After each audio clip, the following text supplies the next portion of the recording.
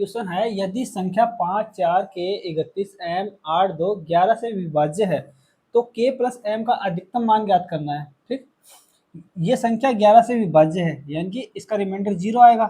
संख्या लिख लेते हैं 5 4 के 3 1 m और 8 और 2 और k और m है वो एक एक डिजिट है, मतलब 0 से लेकर 9 के बीच में होगी कोई ना कोई डिजिट। ठीक, अब ये बोल रहा है कि 11 से विभाज्य है, 11 से विभाज्य है तो रिमाइंडर क्या आना चाहिए, 0 आना चाहिए, आना चाहिए ना। तो इसका रिमाइंडर ज्ञात करते हैं। रिमाइंडर ज्ञात करने के लिए इसमें से इसको घटाते हैं तो कितना आएगा -6। इसमें से इसको घटाएंगे तो क्या आएगा m -1। इसमें से इसको घटाएंगे तो कितना आ जाएगा 3 - k और इसमें से इसको घटाएंगे तो 4 - 5 है कि -1। ठीक, 6 7 8, 8 में से -8 में से प्लस के 5 गए तो -5 तो ये बच गए और ये माइनस का क्या आ जाएगा और ये प्लस का m आ जाएगा। ये रिमाइंडर निकाला है अपन ने, रिमाइंडर इसके बराबर 0 के बराबर होगा।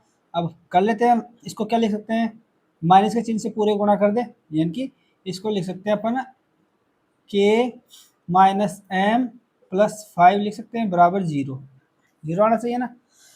अब ये 5 है तो इसका पूरे का मान क्या होना चाहिए -5 आना चाहिए।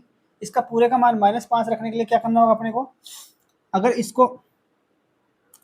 k का मान अगर 0 माने तो m का मान क्या हो जाएगा 5 हो जाएगा तो -5 आ जाएगा। ठीक, अगर k का मान 1 माने तो m का मान 6 हो जाएगा, k का मान 2 माने तो m का मान 7 हो जाएगा, k का मान 3 माने तो m का मान 8 हो जाएगा और k का मान 4 माने तो m का मान 9 हो जाएगा। 9 में से 4 गए तो -5 + 5 0। ठीक, अब आगे कोई संख्या ले नहीं सकते। ठीक, इतना आएगा।